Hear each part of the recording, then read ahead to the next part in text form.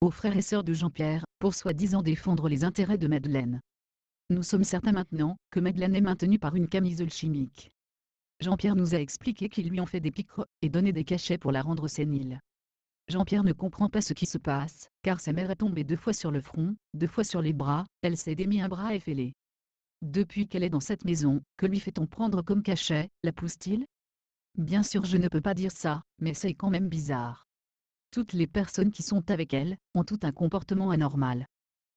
Toujours d'après Jean-Pierre, une se prend pour un chien, l'autre crie, une autre fait l'autruche, etc. Pour la question financière, Marguerite Daudré demande de l'argent à tout le monde, pour maintenir Madeleine dans une maison de retraite.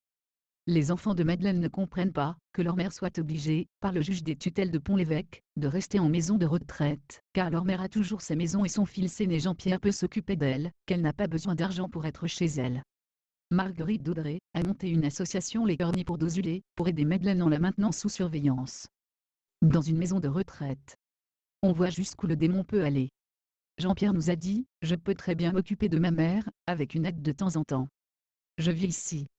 Jean-Pierre nous a dit, mes frères et sœurs, avec qui je suis fâché à cause de Marguerite, m'ont dit, nous ne voulons plus la voir. Jean-Pierre va demander la permission de sortir ses mamans pour son anniversaire, le 27 octobre, pour qu'ils puissent se réconcilier, et qu'ils accueillent leur mère, comme une mère doit être accueillie, et non mise à l'écart de sa famille. Le Christ Jésus a demandé à Madeleine, de ne pas quitter Dosulé plus d'un jour, et de ne pas accepter de dons. Nous comprenons qu'actuellement, que Marguerite Daudré, a réussi son coup avec Monseigneur Pierre Piquant, et la franc-maçonnerie. Le 25 octobre 2006 à 16h, nous avons eu Fernand Navarro, JNSR, qui reçoit des messages pour les croix d'amour de 7, M-E accent grave T-R-E-S 3-8. Nous l'avons tenu au courant de notre rencontre avec Jean-Pierre.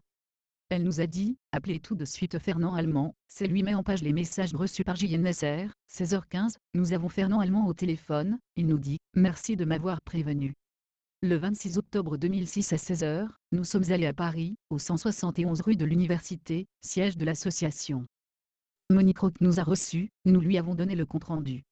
Le 27 octobre 2006 à 16h15, nous avons rendu visite à Madeleine, pour lui souhaiter son anniversaire, 82 ans, son fils Jean-Luc, et son petit-fils Sébastien étaient là.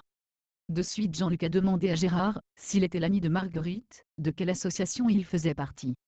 Gérard, l'association des Amis de la Croix Glorieuse, mais je ne suis pas l'ami de Marguerite Daudré, elle m'a fait assez de mal. Jean-Luc, oui mais c'est l'association de Monique Roch, qui a fait mettre ma mère sous tutelle, sans que nous puissions rien faire. Marguerite Daudré nous a convoqués quand la tutelle était en place, nous n'avons pas eu notre mot à dire. De quelle autorité cette association a mis ma mère sous tutelle? Actuellement j'ai été obligé de avocat pour défendre contre là où les responsables de la mise sous tutelle abusive de ma mère. Moi je ne veux que le bien-être de ma mère. Vous comprenez bien qu'en la voyant, elle ne peut rester seule actuellement, elle perd parfois la mémoire, il faut quelqu'un à côté d'elle. Jean-Luc nous dit, non assistance à personne en danger, 8 jours sans soins. Le bras cassé, bleu, elle faillit perdre son bras. Les infirmiers ont dit, qu'est-ce que vous faites dans l'état où elle est, vous attendez qu'elle perde son bras? Marguerite Daudré à Beaujeu, elle qui visitait Madeleine tous les 2 jours a laissé le mal gagner. Son fils aîné qui habite avec Madeleine, Jean-Pierre, s'est appuyé sur Marguerite Daudré, et a écouté ce que l'infirmière chef prescrivait. Jean-Luc et sa famille, ne veulent plus que Marguerite Daudré et Monique Roch, représentent l'association de la Croix Glorieuse. La maison en face avait été achetée pour s'occuper de Madeleine uniquement. Nous avons donné les papiers à Jean-Luc, concernant les agissements de Marguerite Daudré. Jean-Luc nous a quittés vers 17h. Les soignants sous les ordres du directeur, nous avons constaté de visu, que Madeleine tremblant sur ses jambes, n'a pas été aidée pour faire les de 5 à 6 mètres, qui la séparaient de la porte de l'ascenseur où l'attendait la femme de service. Gérard a dit, aidez-la, elle va tomber. Madeleine était seule. La femme de service n'a pas bougé, elle a dit à plusieurs reprises à Madeleine, allez avancer, dépêchez-vous. Et Madeleine toute tremblante avec beaucoup de difficultés, a réussi à entrer dans l'ascenseur. Peut-être est-ce les comprimés qui la rendent ainsi. Elle est tombée à plusieurs reprises, Jean-Pierre nous l'a dit, on comprend pourquoi, parce qu'il la laisse même si elle doit tomber. Ce n'est pas là qu'à sa place, il faudrait qu'elle rentre chez elle, avec toujours une personne pour s'occuper d'elle. Qui peut se vanter aujourd'hui d'avoir eu la grâce de toucher les plaies du Christ, et d'avoir eu ce message d'amour et de miséricorde pour le monde entier? Actuellement Jean-Luc a l'aval de toute sa famille pour faire sortir leur maman Madeleine, dans un premier temps, avoir la garde de la tutelle, puis la faire rentrer à son domicile avec les soins appropriés à son état. Elle doit être entourée de l'amour des siens et de sa famille, et de tous ses amis. Nous avons donné la communion, qui nous avait été remise par un prêtre, à Madeleine qui rayonnait de joie. Nous sommes repartis à 17h40. Le 5 novembre 2006, Gérard a démissionné de l'association Les Amis de la Croix Glorieuse en tant qu'adhérent et membre du bureau et du conseil d'administration. Le 9 novembre 2006 à 15h, Gérard visite à Madeleine Alivaro. Il est resté à sa demande car elle ne se plaint d'être agressée. Il a assisté pour la deuxième fois à une scène contre sa personne par des pensionnaires qui ne la supportent pas. Elle demande à revenir chez elle avec son fils Jean-Pierre. Il a été étonné de sa lucidité dans ses propos. Le 16 novembre 2006 à 17h30, Gérard a visité son ami Jean-Pierre. Il dit que la maison de retraite de Dozulé est pire que celle où elle est actuellement. Si elle doit venir dans cette maison de retraite, elle sera complètement enfermée entre les murs, car il n'y a pas de jardin, cela la fera mourir plus vite. Je souhaite que ma maman revienne vivre ici avec moi. Il y a même en plus une chambre à la disposition de la personne qui viendra s'occuper d'elle. Le 17 novembre 2006, nous avons envoyé une lettre pour soutenir Jean-Luc. Le 15 décembre 2006 à 16h30, Gérard a visité Madeleine Alivaro. Elle attend ses enfants. Les autres personnes lui disent « Tais-toi, on s'en fiche de tes enfants ». Cela, elle le vit toute la journée. Je suis content de vous voir Gérard, restez avec moi.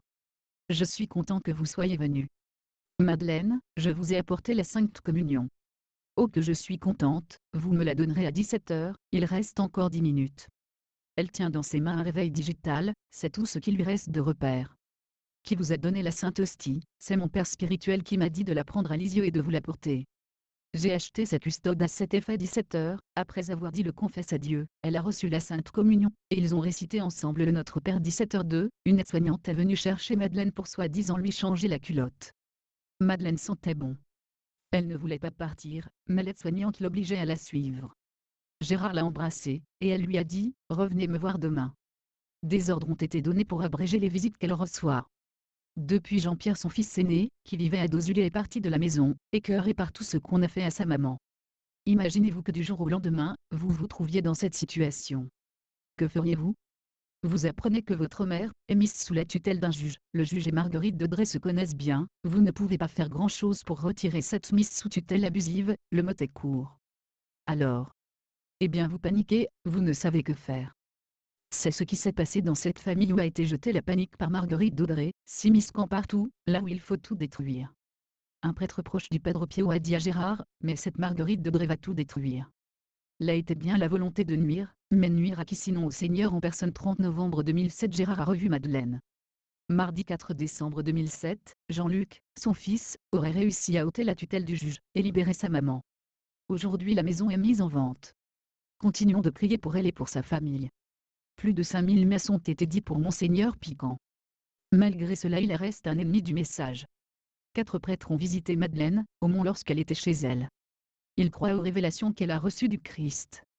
Ces 4 prêtres nous ont encouragés dans cette démarche, et invités à diffuser ces pages pour que jaillisse la vérité, que le mal soit révélé. Il n'y a rien de caché qui ne doive être découvert, ni de secret qui ne doive être connu. Luc 12, 2. Dans le même temps, en 2 ans, 250 enquêtes ont été diligentées auprès de personnes qui ont demandé une croix à Serge Blanchet, et ont fait des dons pour avoir une croix chez elle ou l'offrir pour l'étranger. Serge Blanchet a posé entre 450 et 500 croix, en France et sur les 5 continents en 10 années avec l'aide d'autres personnes.